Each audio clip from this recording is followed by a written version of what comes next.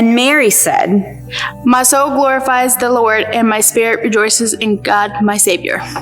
For he has been mindful for the humble state of his servant. From now on, all generations will call me blessed, for the Mighty One has done great things for me. His mercy extends to those who fear him from generation to generation. He has performed mighty deeds with his arm. He has scattered those who are proud in their inmost thoughts.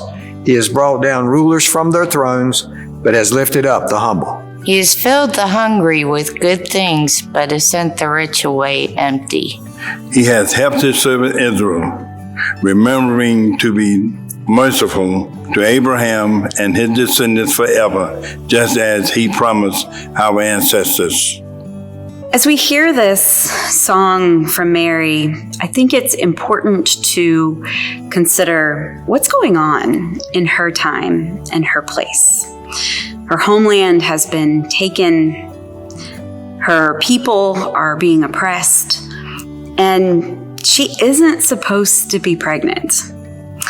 This news that she receives that inspires this song that she sings would make this dark-skinned, marginalized young woman a refugee, homeless for a time, undocumented, in a foreign place, perhaps a criminal in some people's minds for bearing a child, especially that child outside of marriage. She is perhaps a representation of the least important, most undervalued human in her society.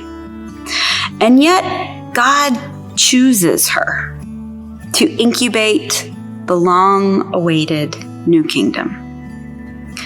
God's choice could not come at a higher risk.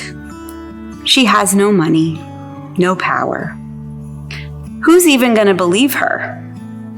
And even if they do, the news carries such threat to her society's perceived understanding of flourishing that her own life and that of her unborn baby would be in jeopardy. And yet, Mary rejoices that the kingdom is coming. God makes God's home among the people that the world casts aside.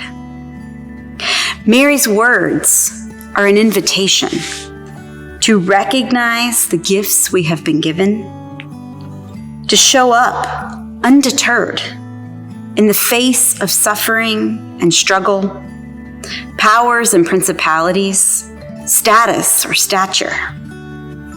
God chose Mary, and I think God chooses all of us, even today, to continue incubating the kingdom in similar ways. I rejoice every time one of our community's unhoused neighbors learns that they too have something to offer the world, that they too magnify the Lord. I rejoice when people in our community who were once dismissed find a place in our churches, on our staff, in community leadership. It assures me that God is always seeing our neighbors, even in their suffering. I rejoice when long-awaited visions that seem impossible, like a supportive home for our neighbors in Jeremiah community, are given life. That if God is with us, who can stand against us? I rejoice in the generations of Marys who nurtured the God in me, and that God has called me to nurture the Christ child in others. These cycles of life testify to the always pursuing, never give up on you kind of love God calls Hesed. I rejoice every time a leader in our community begins to make compassionate choices about their relationship with neighbors on the street. justice, kindness, and humility were always enough for God. I rejoice in the knowledge that the lives of our Micah community are not a burden. We are privileged to participate, to share in their story, to let the God in us meet the God in them for the furtherance of the kingdom. Have you ever noticed how you can wrap words of an inspirational song in a completely different tune, and it can have just as much impact? God didn't just put a Christ child in Mary's belly. God put a song in her heart, a song that you too now have an opportunity to compose in a whole new way. There is a Christ that God placed in you. Maybe your accompaniment is a classical tune, a cappella, or backed by electrical guitar. Perhaps it's hip hop, or sung in a completely different language.